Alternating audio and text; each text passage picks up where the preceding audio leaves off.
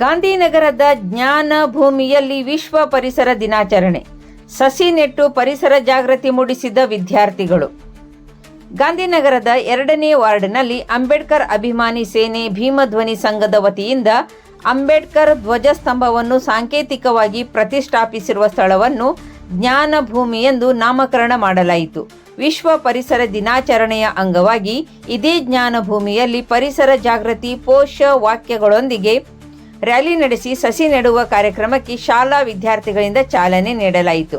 ಕಾರ್ಯಕ್ರಮದ ಮುಖ್ಯ ಅತಿಥಿಯಾಗಿ ಭಾಗವಹಿಸಿದ್ದ ಪರಿಜ್ಞಾನಾಶ್ರಮ ಶಾಲೆಯ ಸಹ ಶಿಕ್ಷಕಿ ಸುನೀತಾ ನಾಯಕ್ ಮಾತನಾಡಿ, ಪರಿಸರ ದಿನದಂದು ಸಸಿ ನೆಡುವುದಷ್ಟೇ ಅಲ್ಲ, ಅವುಗಳನ್ನು ಮರಗಳಾಗುವವರೆಗೂ ಪೋಷಿಸಿ ಬೆಳೆಸುವ ಜವಾಬ್ದಾರಿ ನಮ್ಮೆಲ್ಲರ ಮೇಲಿದೆ ಎಂದು ವಿದ್ಯಾರ್ಥಿಗಳಿಗೆ ಸಂದೇಶ ನೀಡಿದರು. ಈ ಸಂದರ್ಭದಲ್ಲಿ ಸರ್ಕಾರಿ ಕಿರಿಯ ಪ್ರಾಥಮಿಕ ಶಾಲೆ ಗಾಂಧಿನಗರದ ವಿದ್ಯಾರ್ಥಿನಿ ಭೂಮಿಕಾ ರಾಮಚಂದ್ರ ಕಾಂಬ್ಳೆ ಪರಿಸರ ಸಂರಕ್ಷಣೆ, ಪ್ಲಾಸ್ಟಿಕ್ ನಿರ್ಮೂಲನೆ ಹಾಗೂ ಓಝೋನ್ ಪದರದ ಮಹತ್ವದ ಕುರಿತು ಮಾಹಿತಿ ನೀಡಿ ಗಮನ ಸೆಳೆದಳು. ಕಾರ್ಯಕ್ರಮದಲ್ಲಿ 3 ವರ್ಷದ ಪುಟ್ಟ ಬಾಲಕನೊಬ್ಬ ಸಸಿ ನೆಡುವ ಮೂಲಕ ಪರಿಸರದ ಬಗ್ಗೆ ಮಕ್ಕಳಲ್ಲಿ ಆಸಕ್ತಿ ಮತ್ತು ಜಾಗೃತಿ ಮೂಡಿಸಿದ್ದು ವಿಶೇಷವಾಗಿತ್ತು. ವಿದ್ಯಾರ್ಥಿಗಳಿಗೆ ಕೇಕ್, ನೋಟ್ಬುಕ್ ಹಾಗೂ ಪೆನ್ನುಗಳ ವಿತರಣೆ ಮಾಡಲಾಯಿತು.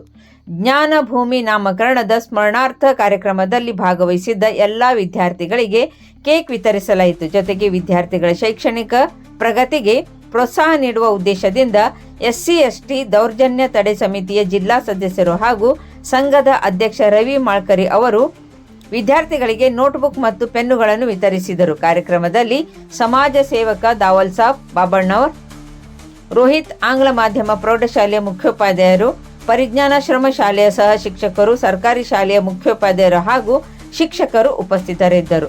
ಅಲ್ಲದೆ ಸಂಘದ ಪದಾಧಿಕಾರಿಗಳಾದ ಪರಶುರಾಮ್ ಗೋಸಾವಿ, ಮಮತಾಜ್ ಬಿಜಾಪುರಿ, ಇಮಾಮ್ ಸಾಬ್ ಬೈಲೂರ್, ಪೂಜಾ ಮಾಳ್ಕರಿ, ಕವಿತಾ ಸದಬ್ ಹಾಗೂ ಸಾರ್ವಜನಿಕರು ಭಾಗವಹಿಸಿ ಕಾರ್ಯಕ್ರಮವನ್ನು ಯಶಸ್ವಿಗೊಳಿಸಿದರು.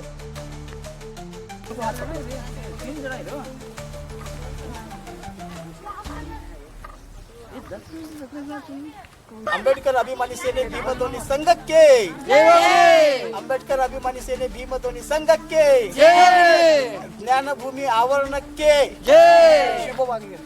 ಜ್ಞಾನಭೂಮಿ ಆವರಣ ಗಾಂಧಿನಗರ ವಾರ್ಡ್ ನಂಬರ್ 2ಕ್ಕೆ ಶುಭವಾಗಲಿ. ಜ್ಞಾನಭೂಮಿ ಆವರಣ ವಾರ್ಡ್ ನಂಬರ್ 2 ಗಾಂಧಿನಗರಕ್ಕೆ ಶುಭವಾಗಲಿ.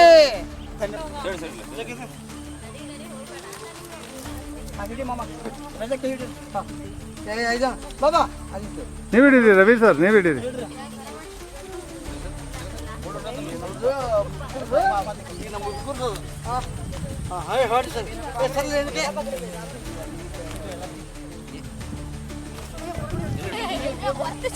ಹಾಂ ಆಯ್ತು ಆಯ್ತು ಆಯ್ತು ಆಯ್ತು ಆಯ್ತು.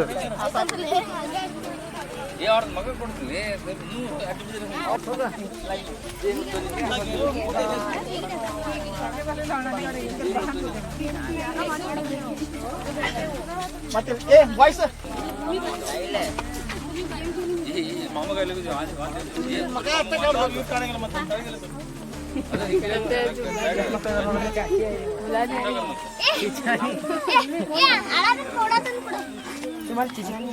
नोटबुक पढ़ साल अच्छा सीखना है क्या होता हाथ का माता ಚೆನ್ನಾಗಿ ಓದಬೇಕಂದ್ರೆ ತಂದೆ ತಾಯಿ ಕಷ್ಟನ ಅರ್ಥ ಮಾಡ್ಕೊಳ್ಳಿ, ಚೆನ್ನಾಗಿ ಓದಬೇಕು, ಜೀವನದಾಗ ಬಂದು ಲೇಟೆಸ್ಟ್ ಟೈಪ್ ಅಷ್ಟೇ. ಈ ಸಲ 95% ಮಾಡಿ ನಿಮ್ಗೊಂದು ಲ್ಯಾಪ್ಟಾಪ್ ಕೊಡ್ತೀನಿ. ಕೊಡ್ಮಮ್ಮ ಅಸೈನ್ಮೆಂಟ್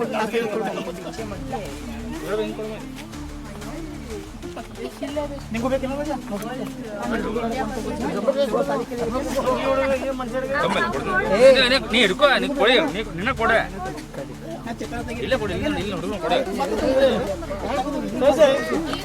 ಕೊಡ್ರಿ ಅಲ್ಲಿಂದ ಸ್ಟಾರ್ಟ್ ಮಾಡ್ರಿ. ಒಂದು ನಿಮಿಷ ಅಲ್ಲಿಂದ ಹಿಡ್ಕೊ, ಅಲ್ಲಿ ಹಿಡ್ಕೊರಿ ಬುಕ್, ನೋಟ್ಬುಕ್ ಅಲ್ಲಿ ಅವ್ರ ಕೈನಲ್ಲಿ ಹಿಡ್ಕೋರಿ ಅಷ್ಟೇ.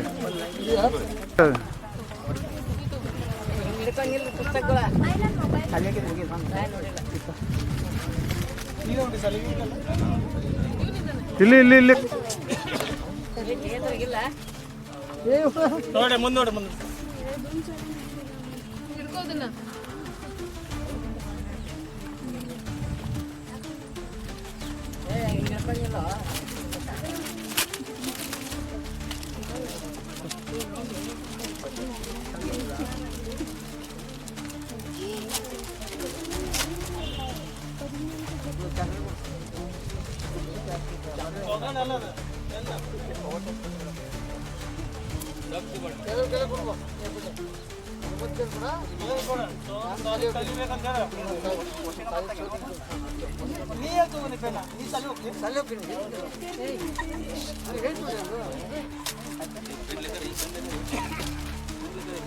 ಪೆನ್ ಅಂಡ್ ನೋಟ್ಬುಕ್ ಎಲ್ಲರಿಗೂ ಸಿಗ್ತದೆ. ಹಾಂ, ಎಲ್ಲರೂ ಖುಷಿ ಇದ್ದೀರಿ? ಹಾಂ, ಅದು ಯಾರು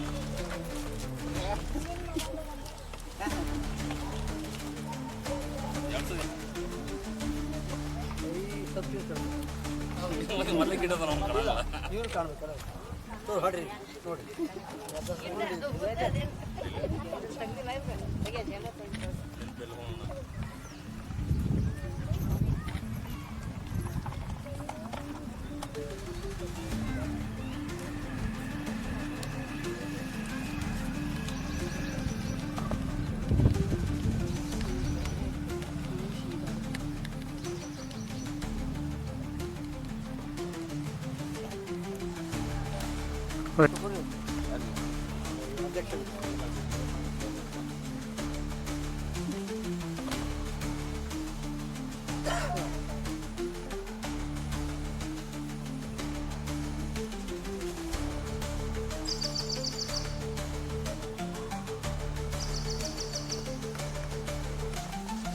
ಎಲ್ಲರಿಗೂ ನಮಸ್ಕಾರಗಳು. ವೇದಿಕೆ ಮೇಲೆ ಆಸೀನರಾಗಿರುವ ಎಲ್ಲ ಗಣ್ಯರಿಗೂ ಹಾಗೂ ಊರಿನ ನಾಗರಿಕರಿಗೂ ವಿಶ್ವ ಪರಿಸರ ದಿನಾಚರಣೆಯ ಶುಭಾಶಯಗಳು.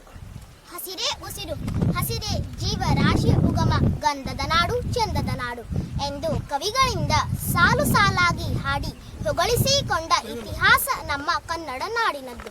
ಕಣ್ಣು ಹಾಯಿಸಿದ ಕಡೆಯಲ್ಲೆಲ್ಲ ಹಸಿರು ಹೊದಿಕೆ, ತಂಪಾದ ಗಾಳಿ, ಸಮೃದ್ಧ ವನ ಸಂಪತ್ತನ್ನು ಹೊಂದಿದ್ದು ನಮ್ಮ ಕರುನಾಡು ಕಾಂಕ್ರೀಟ್ ಇಂದು ಕಾಡಾಗುತ್ತಿರುವುದು ನಿಜಕ್ಕೂ ವಿಷಾದನೀಯ.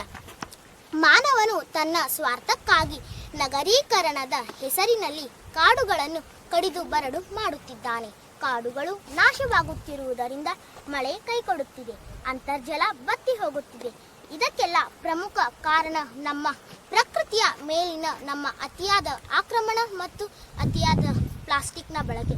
ಇಂದು ನಾವು ಬಳಸುವ ಪ್ಲಾಸ್ಟಿಕ್ ಇಡೀ ಭೂಮಿಯನ್ನು ನುಂಗಿ ನೀರು ಕುಡಿಯುತ್ತಿದೆ. ಈ ಪರಿಸರ ಮಾಲಿನ್ಯದ ದುಷ್ಪರಿಣಾಮವಾಗಿ ನಮ್ಮನ್ನು ಕಾಯುವ ರಕ್ಷಾ ಕವಚವಾದ ಓಝೋನ್ ಪದರಕ್ಕೆ ಹಾನಿಯಾಗುತ್ತಿದೆ. ಇದರಿಂದಾಗಿ ಸೂರ್ಯನ ಹಾನಿಕಾರಕ ನೇರ ವಿಕಿರಣಗಳು ಭೂಮಿಗೆ ಅಪ್ಪಳಿಸುತ್ತಿವೆ ಎಂದು ಹೇಳುತ್ತಾ ನನ್ನ ಈ ಭಾಷಣಕ್ಕೆ ಪೂರ್ಣ ವಿರಾಮ ನೀಡುತ್ತೇನೆ. ಜೈ ಹಿಂದ್, ಜೈ ಕರ್ನಾಟಕ. ವಿಶ್ವ ಪರಿಸರ ದಿನಾಚರಣೆಗೆ ವಿಶ್ವ ಪರಿಸರ ದಿನಾಚರಣೆಗೆ ಎಲ್ಲರಿಗೂ ಧನ್ಯವಾದ.